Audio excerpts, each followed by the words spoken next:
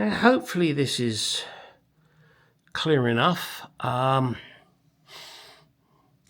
Managed to get the wood in. The one above the driver's door there, I think is a little warped. It was very hard for me to get the screws in, and I had to use different screws of different girth and also different length. Sorry, trying to get you to zoom. Now, I think I've got there. It's not perfect. I'm going to put my hands up and say, yeah, definitely not perfect. But the screws are holding, they're pulling it in. Maybe over time I'll be able to tighten them up a bit, but unfortunately, because once I put the rubber door seal in, getting to the screws is not an option. We'll see how it goes. Worst case scenario, I have to replace that section of the rubber door seal and fuck around with it. We will see. Hang on a second. Camera. There we go. So, hang on. There we go. So the rear is done. Everything's looking pretty much hunky-dory. Those of you that know me and know that I know Dave of Classic Car Cave, who is a... I don't want to give him too much praise because he'll get big-headed. But he's a guy that knows his shit. And he... on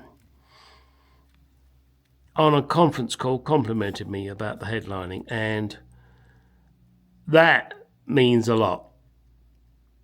It really does. When a fellow Jaguar person turns around and says, hey, Gary, you've done a fucking great job, I tell you what, that makes the old bum twitch and go, wow, I guess I have.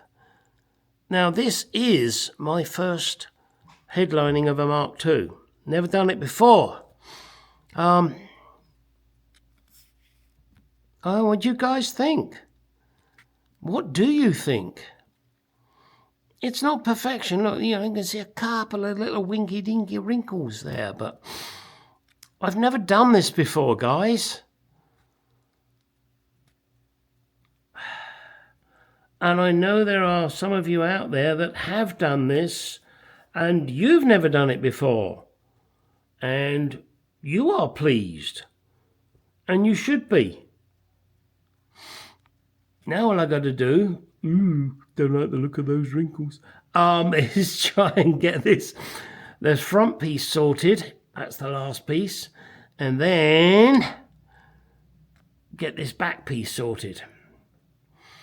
Get the rear lights in.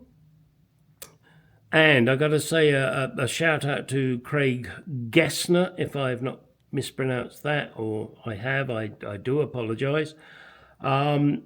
I mentioned in my last video that I needed a rear light lens, rear interior light lens, because one of mine is cracked and I didn't like it. And he has one, and we're sorting out a deal. And that's as far as I'm going to mention on that, because I don't want to embarrass the man. So, next is to get that shit sorted out. Get that shit sorted out. And then, oh crap, then I gotta deal with that. What is that? It is the center console. And because I put in vintage air, I gotta do some modifications.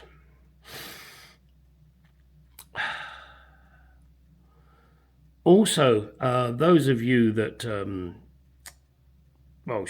those of you that are not my close friends, will not know that I have a good friend who is a judge, and I fix his car for him, and he wants to drive this car. Now, because he's a friend, I will allow that. And he has good contacts with the local police. And because of that, it does me no harm to let them know that my friend is a judge. Hey, you got to use what contacts you got. And I said, yeah, he could drive it. And I would not let him. I don't give a fuck whether he's a judge, a policeman, whatever. If I didn't trust him, I wouldn't let him to drive this. Because this is my baby. Right. Enough of that bullshit and that prattling. What else can I show you guys today? Probably not much. So it's again a remarkably short video, and I know there are people out there that don't like short videos, but I want to try and push something out on a reasonably regular basis. Yep. Look at it. There. Hang on, let me see if I can get you a little closer. Nope, that's the wrong button. Let's try that. There you go. Now, this is the interior B-post light. It has a very strange setup, that you have the chrome ring, the lens, and the lens cover. And then once you've got the bulb in there, which, and I must admit, I've ordered some new bulbs. Be careful, there are so many different lengths of bulb. And then you put the bulb in, obviously, and then you push the cover on and it clicks onto the pins. Let me, oh no, I can't show you here. Oh, the only thing I can show you is the finished article. Hang on a second. Gonna have to flip you. There's the finished article. Now, yeah, this is the left side. These covers are almost like hen's teeth. But if you need them, these are difficult to get. S&G Barrett used to make them. I don't know if they still do. A lot of the reproduction ones, as I mentioned in my previous video, they have these fucking screws in here, which is not what you want. That's not how Jaguar did it. Now, that may work for a Triumph, but it doesn't work for a Jaguar. Yeah. But anyway, that's how it looks. I think it's pretty darn good. What more can I say apart from get out in that garage and do some shit? You can see here I've had to use different screws. Now, they do have flat heads, so I believe everything will be okay when I go to stick the seal in. In fact, I can probably do some of the seal now, but we will see. I think I really want to get the windscreen in first and see where the wood goes. If I need to do anything with those two holes there, and make sure everything's okay. So maybe that'll be one of the next things that I do once I've finished the the front and the rear of the headlining. Minor detail, Gary. Right, now over to a package I received. And here's the package from British Parts Northwest.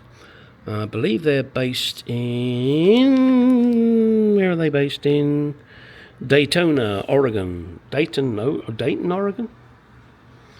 Anyway, there. Hang on a second. Yes, Dayton, Oregon. These are the light bulbs for the interior lights. Only for the B post lights. Oh, maybe also for the C post. Hang on, let me check. I'm probably talking out of my ass, as I often do. Yeah, the C post ones are bigger.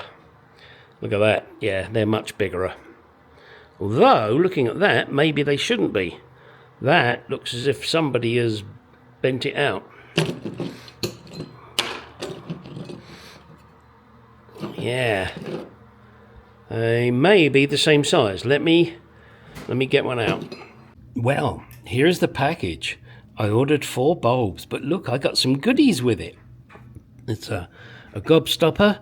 They're calling those Smarties, but I know those as refreshers. There's a chewy thingy and what looks like some bubble gum. Yum yum. Now, the bulb. Go on, focus on the bulb. Go on, I dare you. No, you're not going to, are you? Oh, there it is. Focused-ish, sort of. There you go. That's the bulb you need. Let's open one up.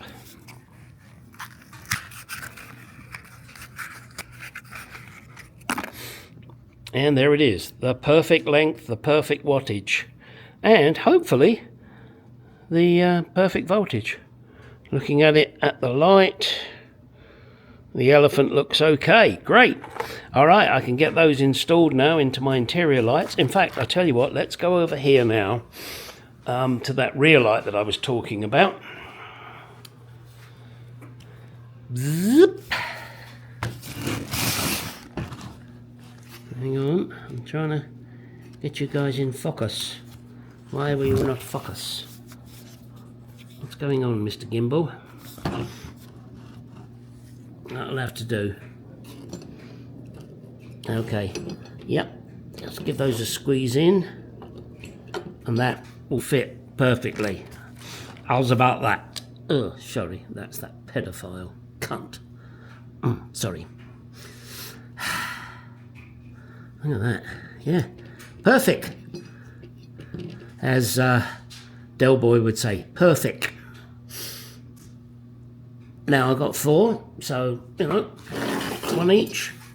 This one coming out now. These are totally wrong. And I'll put in the right ones, and these just can go in my stock for who knows what. Great. Well, I know I mentioned it before. I have just bought myself a gallon of Lockweld. Prior to that, I had that small quart, which is probably got a little bit left. Yes, if you're doing a complete interior, you are going to need the gallon. Not only will it be useful on the vinyl and the leather, but also on the carpet as well. Yeah, good shit. Thank you to... Damn it, forgotten his name again, sorry.